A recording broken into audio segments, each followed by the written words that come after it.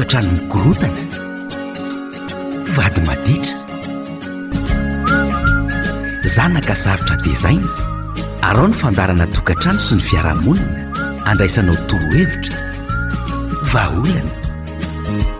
iarahana amin'ny ekipa ny Club Jejo, Pastor Dina. Dia ampivaliana lehibe indray ny arabanantsika rehetra izay manaraka tsy tapaka izao fandaharana izao eto amin'ity onjam-peo amintsika ity. Tena finaritra izay ary tena feno fifaliana miaraka aminao indray amin'izao ora sy fotoana izao. Ary dia mikopakopa tanana antsika rehetra ny amin'izay toerana mety handrenesanao izao onjam-peo izao, sasany amintsika izao any anaty fiarakodia andeha hody miaino fandaharana. Dia ireo mpianatra avy nanala baka, efa afaka BPC, mety tsy afaka ihany koa. Dia efa mba mitsotsotra ao anatin'ny tokantrano. Dia ndray aman-dreny koa mba mety efa afaka kely ny tebotebo na dia mbola mitaintaina ary ny ankamaroan'izy ireny miandry ny valim-panadinana. Fa rehefa miresaka tokoa tsika izany atao hoe fanadinana bakalorea izany dia tena mahatsiaro hoe anisan'ny dingam-piainana iray lehibe eo amin'ny fiainan'ny tanora izany. Rehefa mba mahazo an'izany baka izany mantsy dia heverina tokoa tena hoe efa tia paosiko ny baka ny dikany izany dia ohatrany efa mba ho tafita, efa mba mazavazava ny lalana izorako. Dia matetika koa na ndray aman-dreny ary tena mametraka an'izany hoe bakalorea ho zava-dehibe eo amin'ny zanaka izany. Anisan'izany ohatra miresaka fiainam-pitiavana, rehefa mba miresaka ny zaza hoe azany eny misy lehilahy mba mijerijery misy lehilahy ty dia tonga dia ozy izy ilay rem-pianakaviana amin'ilay zanany vavy fianarana atao tsara. Fa rehefa afaka baka ianao hitantsika eo ihany ny toy an'izany. Izany zao anisan'ny fomba fiteniny ray aman-dreny amin'ny zanany vavy raha ohatra ka mba manam-panondriana ilay zanany vavy mba te ohatra ity olona ray raha te hanao sipa. Na ny zanakalahy koa ary dia laza dia mijerijery ireny sipa kely ireny fa mipetrapetra tsara aloha fa rehefa vita lesony baka dia ny elahy daholo indray ny todian'ny ankizy vavy rehetrarehetra indrindra moa raha hiverina izany ilay zanaka hoe mba manana an'izany atao hoe pôgosité araka izay fieritretantsika azy. Dia anisan'ny zavatra anankiray tenen'ny ray aman-dreny mihitsy izany ilay hoe rehefa vita ny baka dia afaka manao izay tianao atao ianao, satria araka ny voalazako teo dingam-piainana ray lehibe eo amin'ny fiainana tokoa izany bakalorea izany. Ho an'ny zoky sy ny ray aman-dreny teo aloha dia nahatsiaro tsara fa rehefa afaka bakalorea ny olona anankiray dia tsy maintsy manao andrely atao hoe fanompo-pirenena ivelan'ny tafika, ary dia miala tokoa ny tranony ray aman-dreny izy amin'izay fotoana izay tsy mipetraka ao amin'ny tranony ray aman-dreny mandeha any amin'izay toerana lehany ihany. Nampalahelo tamin'izany vanim-potoana izany fa betsaka ny tsy afaka navita ny fianarana satria mety haintsika tsara ny toerana, tsy hidirantsika lalina izany. Fa ny zavatra ho jerentsika ao anatin'ny herinandro ity izany dia ny hoe afaka manao sipa amin'izay ve za fa vita ny baka, afaka manao sipa amin'izay ve za fa vita ny baka. Ny zavatra amaliko an'izay voalohany dia izao, tsy ny baka akory no tanjonao eo amin'ny fiainana. Ary izany ny zavatra anankiray tena tokony ho fantatritsika tanora, tsy ny ho afaka baka fotsiny no tanjonao eo amin'ny fiainana fa tena hoe amantatra tsara ny antom-pisinao sy ny hoe ny maizy azy ianao. Fa raha ny baka fotsiny ataonao tanjona eo amin'ny fiainana dia mety hahantra indrindra ianao, satria rehefa azonao ny baka dia heverinao fa azo atao daholo ny zavatra rehetrarehetra. Raha ohatra izany ka valiana avy hatrany ilay fanontaniana dia ny hoe tsy tanjona izany zavatra izany, hoe afaka baka ka tonga dia andeha anao sipa amin'izay. Ny sipa dia mety ho dingana anankiray tokoa hirosoana amin'izany atao hoe fiainam-pitiavana sy ny fiainam-panambadiana. Fa eo ianao tena mila mamantatra tsara mahakasika an'izany hoe fahavononanao hiatrika an'izany atao hoe fiainam-pitiavana izany. Satria raha ohatra tokoa ianao izany mieritreritra hoe andeha hiditra anao an'izany sipa izany fa efa afaka baka, ary raha sanatria ianao tsy afaka, efa vita ny baka izay le teneniko voalohany, ary raha sanatria ianao izany tsy afaka dia tsy maintsy hiverina ilay tenin'ny ray aman-dreny hatreo aloha ny baka. Dia jereo tsara izany zao ilay olana sedrainao. Ianao efa nity io inge raha vao mity anankiray ianao dia tena tsy te hiala intsony na oviana na oviana. Ianao efa nity an'ilay olona, nefany ny zavatra mety mbola hiandry ianao tsy afaka amin'izany atao hoe fanadinana izany. Dia vokany ianao ihany ny mety hijaly ao anatiny io tantara io. Fa raha ohatra kosa ianao mametraka mazava tsara hoe tsy ilay baka ny tanjona voanao an'ilay sipa fa misy vanim-potoana hifoazana izany atao hoe fitiavana izany, dia miandry an'ilay vanim-potoana ianao fa tsy mametraka an'ilay tanjona hoe vita ny baka dia andeha hanao sipa amin'izay. Dia raha amin'izao vanim-potoana iainantsika izao koa ange dia tadidio tsara fa raha ohatra ary ianao ka afaka fanadinana soamatsara efa nydroso amin'izay natao hoe fitiavana zany dia araka ny ambara ombenimbenike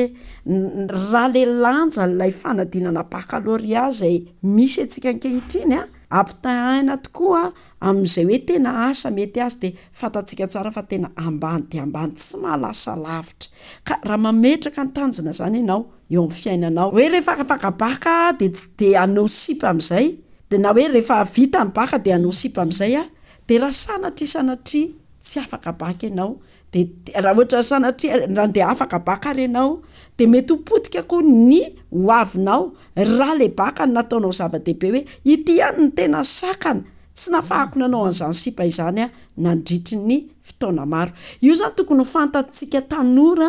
fa io fitiavana io dia tahaka ny torimaso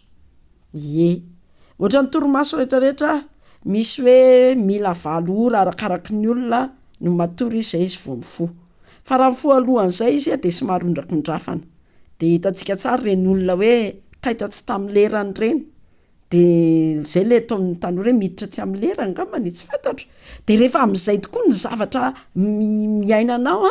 dia mety ondrakondrafana ianao dia firifiry tokoa moa zany reo tanora zay ondrakondrafana amin'izany atao hoe fiainam-pitiavana zany satria andramana tsy andramana roa atao daholo zao rehetrarehetra zao fa everina fa izany no mahasoa azy ka mitodika amintsika zandry-zanaka rehetrarehetra zany zay voavina nala fanadinana baccalauréat hoe niandra izay ny gadonany fotsiny ianao dia tamin'iny weekend iny zay lasa izy zao dia be dehibe ny fety zay hoe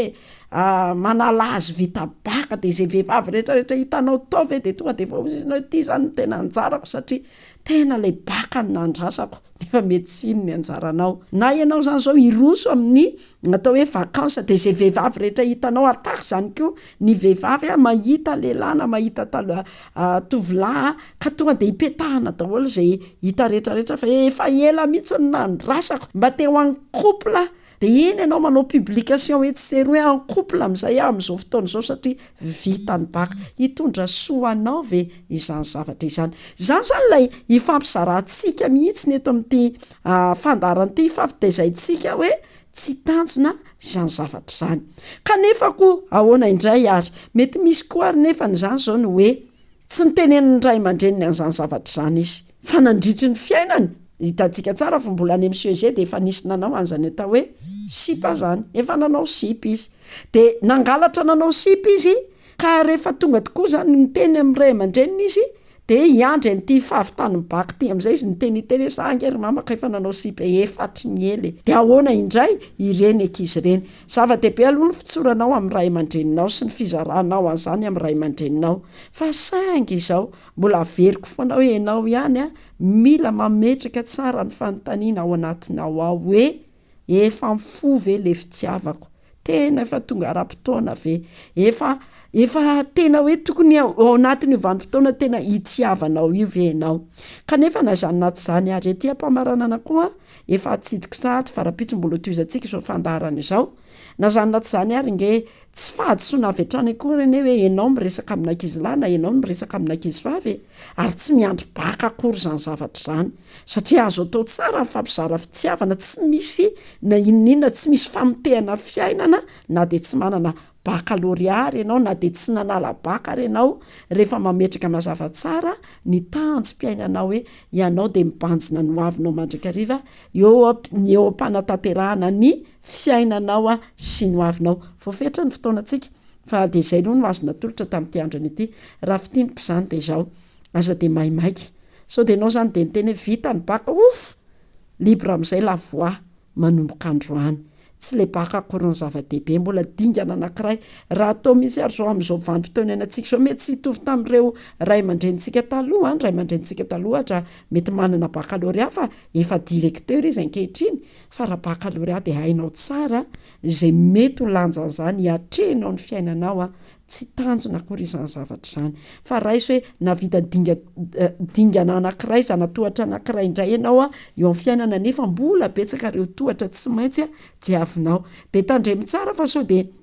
ity fahamaizanao andehanao sipa ity no karazana menaka na tantely anankiray izay hitsahanao ka mety hampalama sy hampenjeranao ka tsy hatonga anao eny amin'io tanjona izay mba tianao ahatongavan'io dia misaotra ny namana etsy amin'ny lafin'ny teknika izay nampita ny feo any amintsika tsiraray avy ianao koa ny tena isaorana nanaraka hatramin'ny farany fandaharana dia mametraka ny velomamandram-peona amin'ny raro sotopo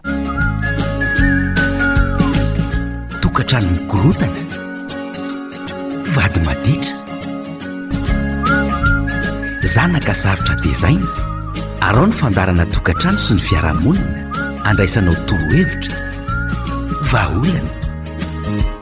iarahana amin'ny ekipa ny club jejo pasteur Dina